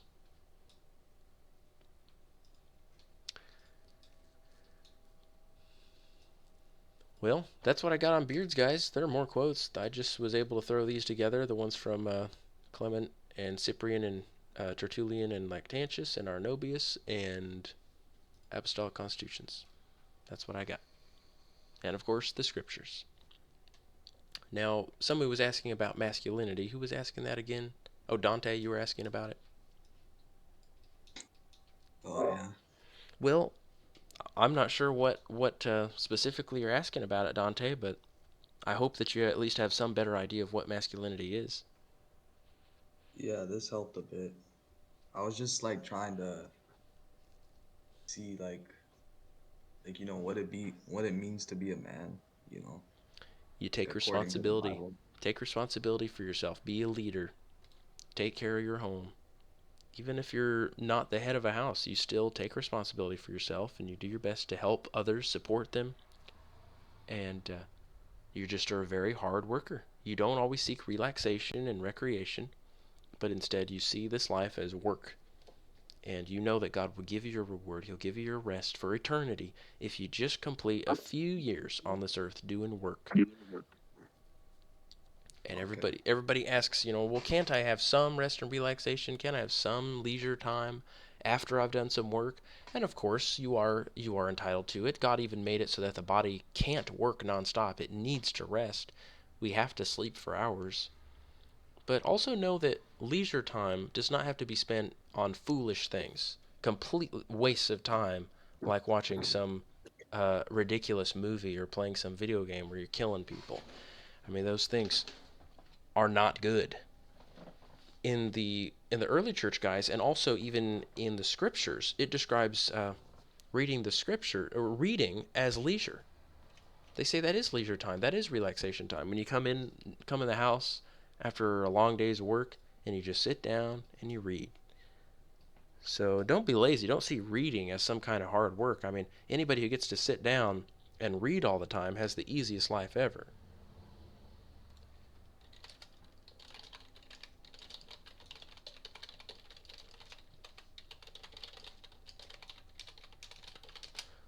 This is Sirach 38. You guys should read Wisdom of Sirach. Maybe we'll read some Sirach tonight before we go to bed. Didn't I do Sirach 38? Ooh, RSV. Yes. There's this chapter.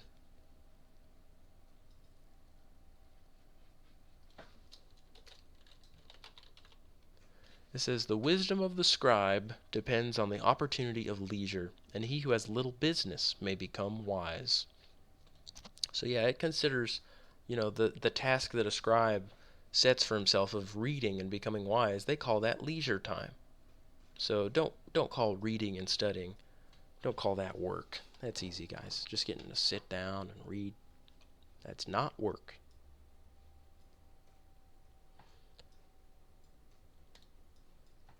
Yep. Well, I think we should get back to reading every night. Let us read some Proverbs and Sirach. I'm ready to go to bed, but I'm going to read a little bit of Proverbs and Sirach.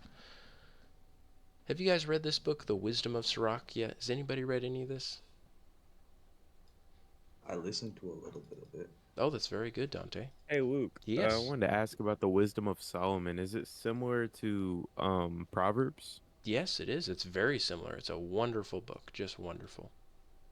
Yeah, yesterday I had kind of read through maybe the first page or so, Mm-hmm. but I was kind of also seeing the wisdom of Sirach as well, and I was like, man, I kind of want to go through this. You should. They're just like Proverbs. To me, they are not even in the slightest way inferior to Proverbs. I actually love Sirach, and I feel even more instructed in so many essential aspects of my life, even more in Sirach and Proverbs, or Sirach and the Wisdom of Solomon than the Book of Proverbs. Now that may just be because I've been reading Proverbs my whole life since I was a kid, and maybe I just at this point feel like there's not as much for me to get out of them. But I just love Sirach and Who's the Wisdom of author Solomon. of Sirach? Is it? I'm guessing it's a guy named Sirach. It's the grandson of a guy named Jesus ben Sirach. And he says this, that he's the grandson of the guy named Jesus. The grandson decided to translate his grandfather's book written in Hebrew into Greek now for all people to read. And we all theorize, we think it's very likely that this is one of the reasons the Jews got rid of it after Christ. It's just because it's the book of Jesus. It's a book written by a guy named Jesus. Dang, they were hating to that extent. They didn't even want anybody with the same name there. Yep. But wasn't Barabbas also named Jesus? Not that I've ever heard. Where'd you hear that? I had heard that from one of my teachers I had known who is a law keeper, one who believes in keeping the Mosaic law to its full extent and wearing tassels. Yeah, but yeah, Oh, Jesus Barsabbas. Or Jesus Barabbas, I'm sorry. Yes. Well, Joshua was a common name. I would take the AI generated result with a bag of salt. Maybe scroll down. Yeah, I remember it though from Matthew. A few Greek manuscripts do have this expanded name for Barabbas. Jesus Barabbas instead of simply Barabbas. I don't know.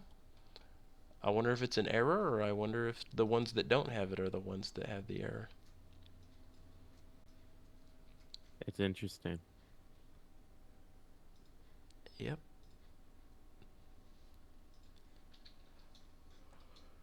Yeah. Barabbas is us.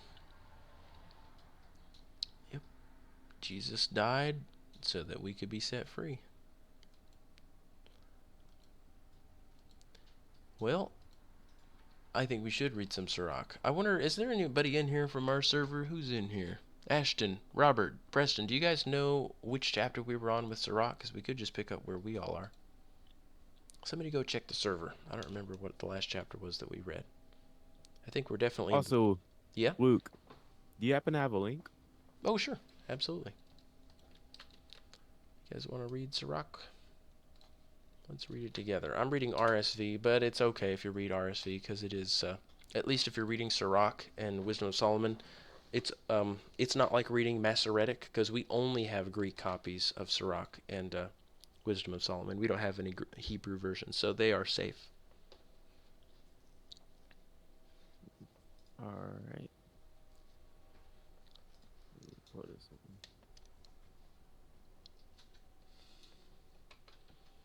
Yes. I mean, we could start from the beginning, but, you know. I think it was 36. 36, Preston? Yeah, that's the last thing we said in the server. Well, let's read it then. Wait a second.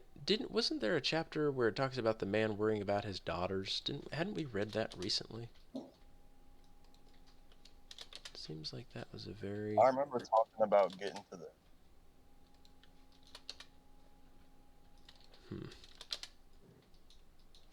Well,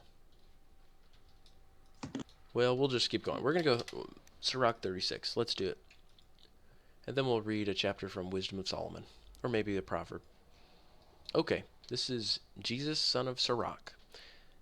He says, "Have mercy upon us, O Lord, the God of all, and look upon us, and cause the fear of you to fall upon all the nations. Lift up your hand against foreign nations, and let them see your might. As in us you have been sanctified before them, so in them be you magnified before us. And let them know you, as we have known, that there is no God but you, O Lord. Show signs anew, and work further wonders. Make your hand and your right arm glorious. Rouse your anger, and pour out your wrath. Destroy the adversary, and wipe out the enemy. Hasten the day, and remember the appointed time. And let people recount your mighty deeds. Let him who survives be consumed in the fiery wrath, and may those who harm your people meet destruction. Crush the heads of the rulers of the enemy, who say, 'There is no one but ourselves.' Gather all the tribes of Jacob, and give them their inheritance as at the beginning. Have mercy, O Lord, upon the people called by your name, upon Israel, whom you have likened to a firstborn son. Have pity on the city of your sanctuary, Jerusalem, the place of your rest. Fill Zion with the celebration of your wondrous deeds, and your temple with thy glory. Bear witness to those whom you did create in the beginning, and fulfill the prophecies spoken in your name. Reward those who wait for you, and let your prophets be found trustworthy. Hearken, O Lord, to the prayer of your servants, according to the blessing of Aaron for your people. And all who are on the earth will know that you are the Lord, the God of the ages." So this is, I guess, this is an unusual one. Like in Sirach, this is like a prayer. But most of Sirach is more like Proverbs, and it talks about the wise versus the fools. But here is more traditionally what Sirach consists of. But this is a very good prayer. You know, guys, the church is the spiritual Zion. You may think, well, this prayer doesn't apply to us because, we're not Jews and we're not in Jerusalem. But the true Zion and the true Jerusalem is the church. That's what Paul says in Galatians. He says the Jerusalem above is our mother church. That's our synagogue. Okay. He continues, Sirach says, "The stomach will take any food, yet one food is better than another. As the palate tastes the kinds of game, so an intelligent mind detects false words. A perverse mind will cause grief, but a man of experience will pay him back. A woman will accept any man, but one daughter is better than another." So, like, some daughters are better than others. "A woman's beauty gladdens the countenance and surpasses every human desire. If kindness and humility mark her speech, her husband is not like other men. He who acquires a wife gets his best possession, a helper fit for him, and a pillar of support. Where there is no fence, the property will be plundered, and where there is no wife, a man will wander about and sigh. For who will trust a nimble robber that skips from city to city? So who will trust a man that has no home and lodges wherever night finds him?" So he's saying some, men get more respect because of the fact that they're married.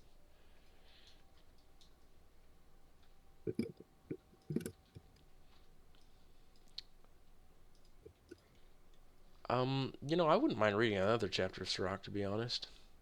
Where were we in Wisdom of Solomon? Anybody know?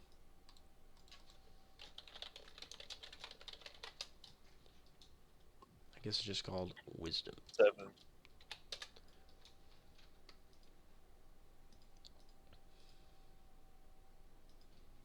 This is Solomon speaking. This chapter has gone on for a while, by the way, of him talking about how he prayed to God for wisdom, and God gave it. All right, we're on Wisdom 7. Solomon says, by the way, guys, in the scriptures that it says that Solomon wrote like over, I think like hundreds, but like 1,000. Doesn't it say like 1,000 psalms? How many does it say? Okay, I'm just going to look it up here. How many psalms did Solomon write? Let's see here. Come on, give me the real answer, not the stupid answer.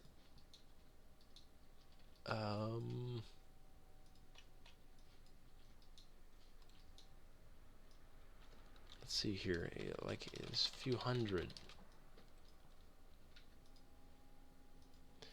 I'm looking for the verse, guys, where it says at the end of, I think it's probably the end of 2 Kings, it says, and Solomon wrote, this many hundred Psalms and this many hundred Proverbs. But I'm just pointing it out that we don't have all of them. We just have a small number of Solomon's Psalms and his Proverbs.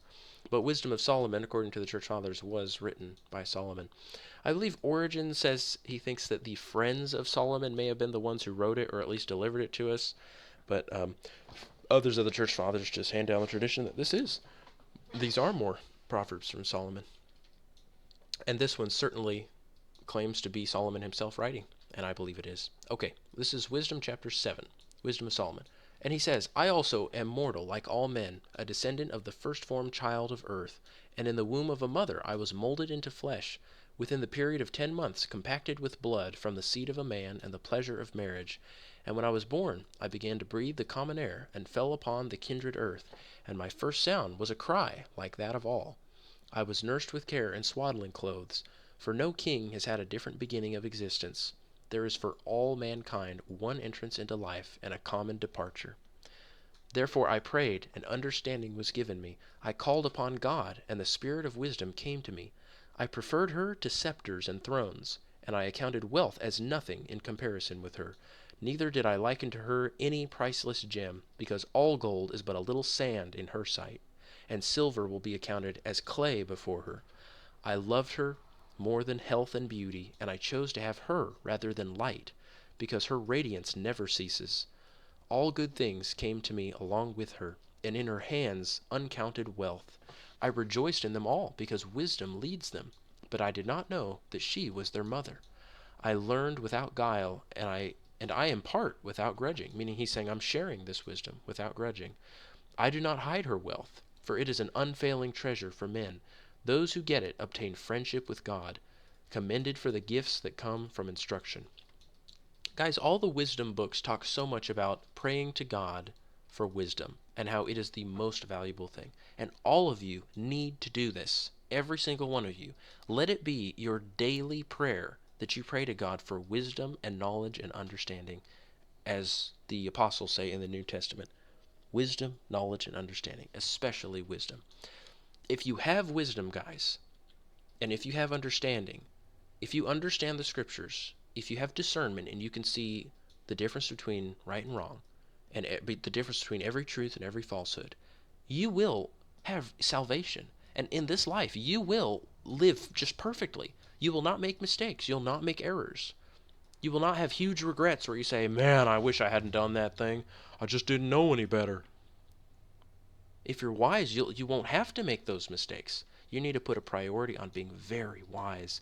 And it's amazing how every single wisdom book, whether it's the Wisdom of Solomon or Sirach or even just the Proverbs, when it starts out, it just talks about how valuable wisdom is, because that is the first part you need to know about wisdom.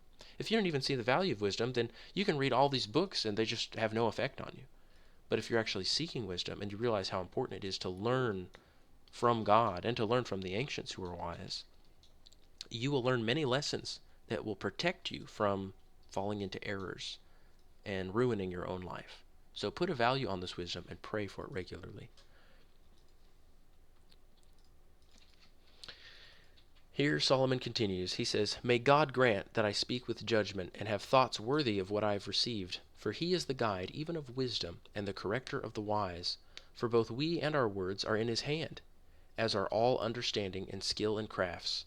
For it is he who gave me unerring knowledge of what exists, to know the structure of the world and the activity of the elements, the beginning and end and middle of times, the alternations of the solstices and the changes of the seasons, the cycles of the year and the constellations of the stars, the natures of animals and the tempers of wild beasts, the powers of spirits and the reasonings of men, the varieties of plants and the virtues of roots. I learned both what is secret and what is manifest, for wisdom, the fashioner of all things, taught me. It says this in 2 Kings too. It says, and Solomon wrote many books about all the plants and all the animals, and Solomon wrote many books about all of nature, and he explained their meaning. But we've just lost almost all those books. It's too bad.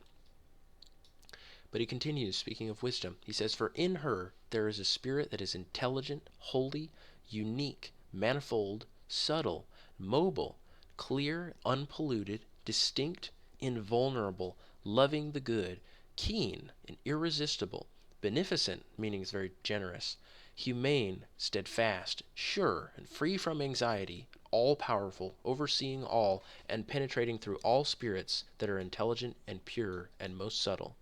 This is really talking about Christ here, because Christ is the wisdom of God. For wisdom is more mobile than any motion. Because of her pureness, she pervades and penetrates all things. She is a breath of the power of God, and a pure emanation of the glory of the Almighty. Therefore nothing defiled gains entrance into her. For she is a reflection of eternal light, and a spotless mirror of the working of God, and an image of his goodness. Though she is but one, she can do all things, and while remaining in herself, she renews all things. In every generation she passes into holy souls, and makes them friends of God and prophets. For God loves nothing so much as the man who lives with wisdom. For she is more beautiful than the sun, and excels every constellation of the stars. Compared with the light, she is found to be superior, for it is succeeded by the night. But against wisdom, evil does not prevail. This is such a comforting thing for me to read. I hope it is for you guys too. He says, in every generation, wisdom passes into holy souls. Isn't it an amazing thing, guys, to think that from the beginning of time, even till now, God continues to save souls. He continues to invite us to be his children. He has never said, all right, that's enough. I got enough now. I'm good. He continues to say, no, more, more, more. And he looks even in these last times where there are so many wicked people, and it's almost the end of the world. He's almost finished now. The number of souls that will live with him for eternity has almost reached capacity where he's going to cut off the times and say, that's enough. And still he's saving people. Still he's giving wisdom to the select few who are worthy and who truly desire it. And you can be those people, guys. There's no law that says, well, all the people that ever lived in history are always going to be wiser than you. No, you can be a very wise person, a very holy person. You just have to desire it. That has to be a true passion in you. It has to be more important to you than anything, as you should be reading, as you see in the Proverbs, that wisdom is supposed to be more important to you than anything. It's to know God and to understand all of his laws, to understand everything in nature.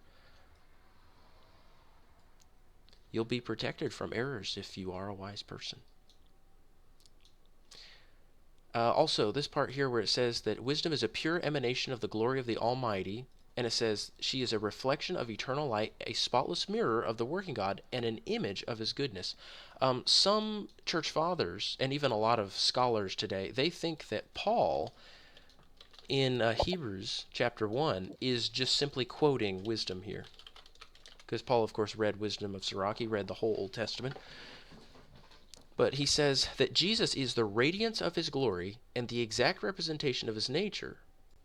And this word, when it says exact representation, that means an exact imprint of his nature. It's a word that means image. So he's the radiance, meaning like he's the rays of the sun coming off God's glory. He's the radiance of his glory and an exact representation or exact image of his nature. That's what it says here in Wisdom of Solomon, chapter 7. It says, wisdom is a reflection of the eternal light, a spotless mirror of the working of God, and an image of his goodness. Yeah, a lot of church fathers think Paul is just, he was just reading this, and he connected Wisdom 7 with Christ. He saw that this is a prophecy of Christ. There are many subtle mentions of Christ throughout the entire Old Testament.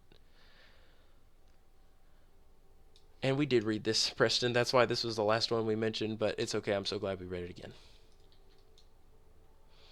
Well, it's 10:30, guys. I think I'm going to go to bed. But it's very good speaking to all of you. I hope you're edified. Let's just start getting together in this server, Robert and Preston and Ashton and everybody. That way we're not dividing people. I think you guys, all of you guys here, have been established in a lot of the fundamental doctrines that you need to understand. And if there's anything else, we'll just make another call and another recording for posterity. Well, I'm going to bed, guys. Is there anything else? Any questions? Nope. I'm looking at comments. I always forget to check. Yes, God bless you too, Maurice. Good night, everybody. God be with you. Farewell.